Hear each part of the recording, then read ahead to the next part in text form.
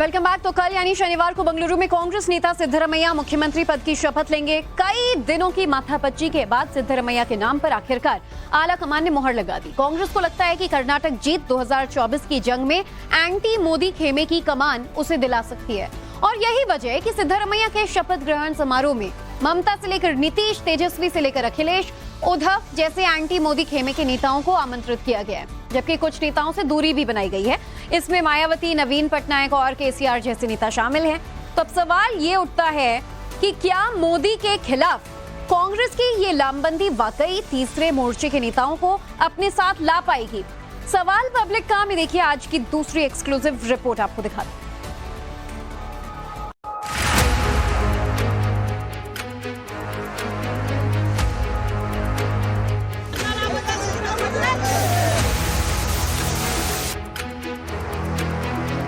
Siddaramaiah will be the Chief Minister of Karnataka.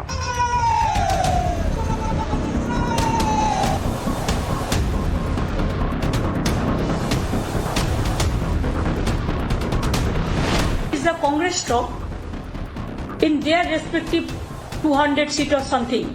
What we have already calculated. Let them fight. We will give support.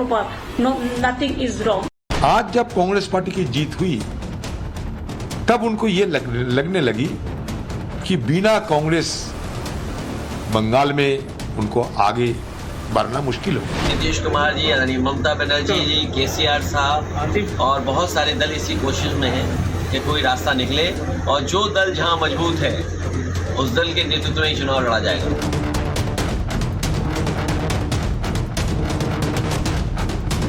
ये एक मुंगेरी लाल का सपना है, जिस सपने को पूरा करने के लिए नीतीश कुमार बंगाल जा रहे हैं, बंगाल वाले दिल्ली आ रहे हैं। जो कसे पेश थे वो खुल गए, जो तमाम खुरपेश थे वो खत्म हो गए। इफ एंड बट वाली कल्पनाओं के सारे घोड़े बन गए। अब तो कर्नाटक है, कांग्रेस है और सिद्धरमैया है। डीके डिप्टी रह गए और सिद्धा सीएम बन गए।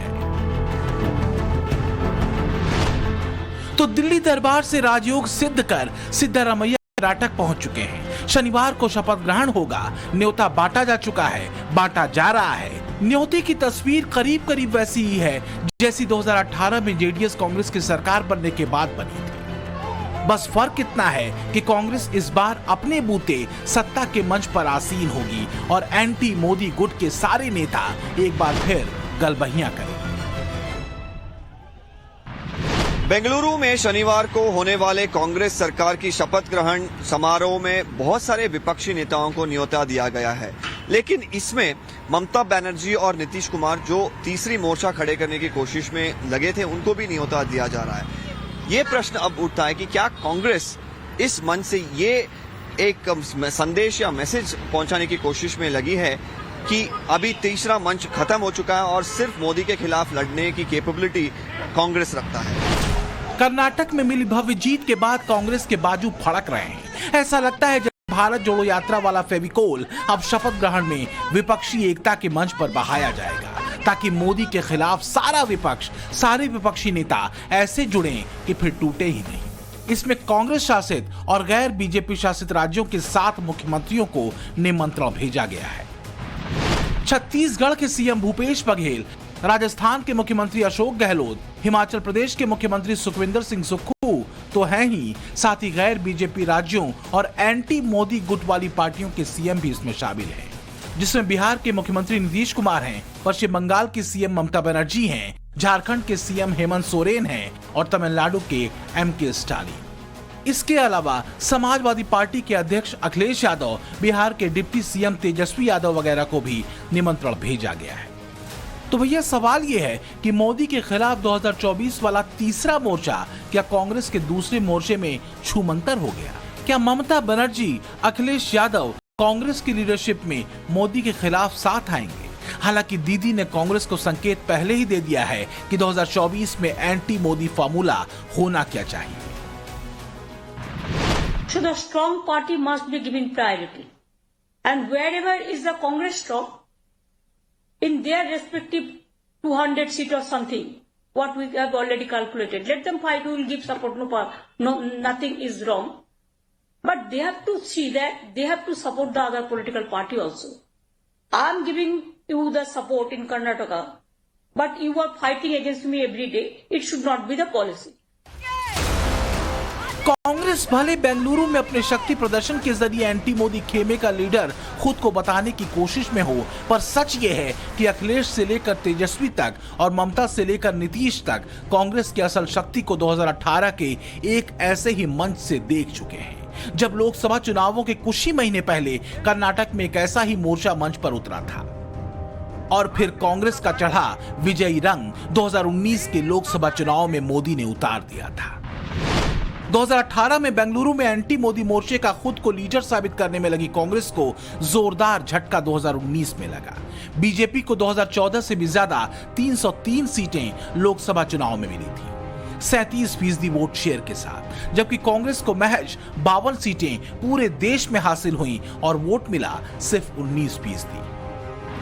तो फिर क्या यही वजह है कि कांग्रेस को एंटी मोदी तीसरी मोर्चा फिलहाल वो एक्सेप्ट करने की मूड में नहीं है, और अगर एक्सेप्ट भी किए तो 2024 में अभी कांग्रेस यदि एंटी मोदी मोर्चा लीड करेगी तो सीट के बंटवारे में भी एक चैलेंज खड़ा होगा जरूर। और ये सवाल बहुत बड़ा है, क्योंकि कांग्रेस ने कर्नाटक का किला बीजेपी से भले छीन लिया हो, लेकिन नेतृत्व और चेहरे को लेकर अभी भी नीतीश, ममता, अखिलेश, तेजस्वी और केसीआर जैसे नेताओं को कांग्रेस कन्विंस नहीं कर पाई है। हालांकि बदले हुए राहुल गांधी ये दावा करते रहे हैं कि कांग्रेस ही रीजनल पार्टियों का नेतृत्व कर सकती है। अगर आप समाजवादी पार्टी को देखें तो उनके पास एक नेशनल विचारधारा नहीं है, तो एक सेंट्रल आइडियोलॉजिकल फ्रेमवर्क स्ट्रक्चर की जरूरत है, वो कांग्रेस पार्टी ही दे सकती है। असल में एक जीत से कांग्रेस जो हवा बनाने में लगी है, उस हवा के झोंके की असली तीव्रता मोदी के खिलाफ एकजुट हो रहा तीसरा मोर्चा भी बखूबी जानता है। 2018 में मोदी के खिलाफ विपक्ष एकता का झंडा दिखाते कांग्रेस ऐसी गिरी थी कि लोकसभा में नेता प्रतिपक्ष का तमगा तक भी नहीं बचा सकी। ऐसे में 2024 में दूसरी विपक्षी पार्टियां क्या वास्तव में एक राष्ट्रीय पार्टी की हैसियत से कांग्रेस के साथ सीटों का बंटवारा करेंगी, ये सवाल अहम है। नीतीश और तेजस्वी बिहार में 42 लोकसभा सीटों में से कितनी सीटें कांग्रेस के लिए छोड़ेंगे? यूपी में अखिलेश 80 में से कितनी सीटें कांग्रेस के लिए छोड़ेंगे? और उद्धव ठाकरे और शरद पवार महाराष्ट्र की 48 सीटों में से कितनी सीटों का बंटवारा कांग्रेस के साथ करेंगे? आगामी लोकसभा चुनाव सभी पार्टियां आपके नेतृत्व में लड़ेंगी। आदरणीय नीतीश कुमार जी, आदरणीय ममता बनर्जी जी, केसीआर साहब और बहुत सारे दल इसी कोशिश में हैं कि कोई रास्ता निकले और जो दल जहां मजबूत है उस दल के नेतृत्व में ही चुनाव लड़ा जाएगा। सब चंगा तो कटौती में गंगा कहकर कांग्रेस तीसरे मोर्चे को यह समझाने में जुटी है कि मोदी के खिलाफ अगर कोई मजबूत मोर्चा है तो वो खुद कांग्रेस है। लेकिन बंगाल की ममता दीदी अपना फॉर्मूला दे चुकी हैं और ममता के फॉर्मूले पर अधीर कांग्रेसी दीदी को टका सा जवाब दे रहे हैं। वो ममता बनर्जी जो यूपी जाती है, बिहार जाती है, बीजेपी पार्टी के खिलाफ जो लड़ते हैं उनको मदद करने के लिए, लेकिन कर्नाटक में नहीं गई क्योंकि वहां कांग्रेस पार्टी लड़ रहे थे। आज जब कांग्रेस पार्टी की जीत हुई तब उनको ये लगने लगी कि बिना कांग्रेस बंगाल में उनको आगे बढ़ना मुश्किल होगी, क्योंकि बंगाल में अभी कांग्रेस पार्टी की पकड़ दिन पे दिन बढ़ते जा रहे हैं। सच यह है कि 2024 में मोदी के खिलाफ कांग्रेस की विपक्षी एकजुटता के फॉर्मूले में जितने पेज हैं उससे ज्यादा खुरपेज। जरा उस पर भी गौर फरमाइए। क्या ममता कांग्रेस के साथ जाएंगी? क्योंकि ममता के खिलाफ कांग्रेस लेफ्ट एक साथ चुनाव लड़ चुके हैं। अखिलेश क्या कांग्रेस के नेतृत्व को मानेंगे? क्योंकि 2017 में दो लड़कों की जोड़ी ने एसपी की लुटिया डुबो दी थी। केजरीवाल क्या कांग्रेस के साथ जाएंगे? कांग्रेस ने तो केजरीवाल को शपथ ग्रहण का न्योता तक नहीं भेजा। और फिर सवाल यह भी है कि एंटी मोदी मोर्चा 2024 की जंग में कहेगा क्या? अखिलेश तो पूरे यूपी में घूमकर 2019 के लोकसभा चुनाव में कांग्रेस और बीजेपी को एक बताते रहे थे। अगर कांग्रेस को देखोगे आप नीतियां और बीजेपी की नीतियों को देखोगे तो जो कांग्रेस है वही बीजेपी है और जो बीजेपी है वही कांग्रेस है, दोनों में कोई फर्क नजर नहीं आता। इसलिए हम आपसे विशेष अपील करेंगे, कांग्रेस पार्टी बदलाव नहीं लाना चाहती, वो उत्तर प्रदेश में अपनी पार्टी बनाना चाहती है। तो आपको सोचना होगा कि कौन से लोग हैं जो देश को बनाना चाहते हैं। लेकिन मुद्दे बस इतने भर नहीं हैं। कर्नाटक में कांग्रेस सरकार के शपथ ग्रहण में न्योते गए एंटी मोदी क्षेत्रीय क्षत्रपों के सामने कांग्रेस पार्टी का एक और विन्यास उसके साथ जाने पर सत्यानाश का इशारा करता है। वो है कांग्रेस के भीतर की गुटबाजी, नेताओं और उनके गुटों की आपसी खींचतान। इसके आगे कांग्रेस का लचर नेतृत्व और समय समय पर पार्टी के भीतर वर्चस्व की जंग। जहां एक तरफ कांग्रेस पार्टी प्रोजेक्ट करने की कोशिश में है कि वो एंटी मोदी मोर्चा लीड करेंगे 2024 में, लेकिन उनकी अंदरूनी समस्याओं को वो क्या इश्यूज को सॉल्व कर पाएंगे, यही सबसे बड़ी प्रश्न है।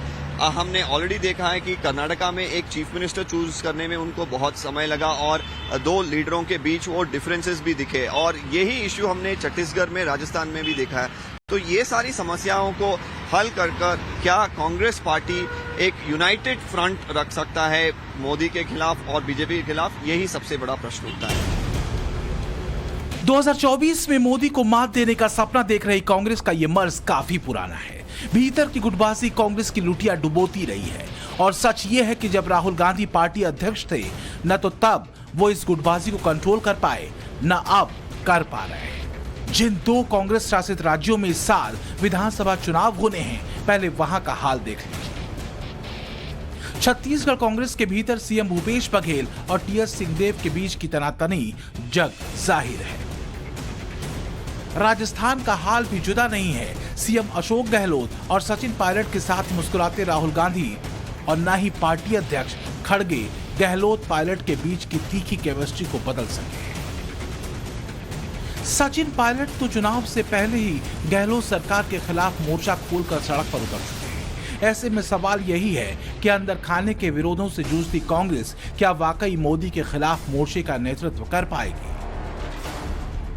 कर्नाटक में भी मुख्यमंत्री का नाम फाइनल करने को लेकर कांग्रेस आलाकमान को कितने पापड़ बेलने पड़े, ये देश देख चुका है। मेल मिलाप की ताबड़तोड़ तस्वीरें सोशल मीडिया पर फेंक कर कांग्रेस ऐसा लगा जैसे छवि के डैमेज कंट्रोल में जुटी हो। लेकिन सवाल अभी भी बना हुआ है कि क्या डीके शिवकुमार के हाथों में आया ताज छीनकर बाहरी सिद्धारमैया को सौंप देना बगावत का बीज रोपना तो नहीं है। तो क्या यही वजह है कि नीतीश कुमार से लेकर ममता बनर्जी तक कांग्रेस पर खुले तौर पर भरोसा नहीं कर पा रहे?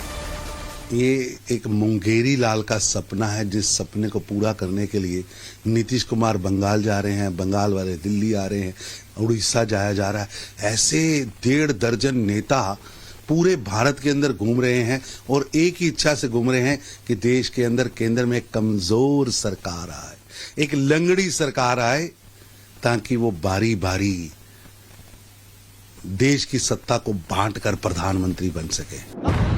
दक्षिण दुर्ग की विजय के बीच कांग्रेस पाले में खड़े डर एक नहीं कई है। डर ये है कि कहीं डीके शिवकुमार अगले पायलट तो नहीं बन जाएंगे। डर ये भी है कि 2019 में मिला लोकसभा वाला झटका कांग्रेस को फिर से तो नहीं लग जाएगा। इस सब के बीच विपक्षी एकता का नया किला तैयार कर रहे कांग्रेस को ममता बनर्जी ने झटका दिया है। ममता दीदी ने अभी निमंत्रण पर हामी नहीं भरी है। मतलब सीधा है, मोदी के खिलाफ जिस लीडरशिप को मजबूत बताने में कांग्रेस जुटी है, उस पर खुद विपक्षी दलों को भरोसा नहीं। ब्यूरो रिपोर्ट, टाइम्स नाउ, नव भारत।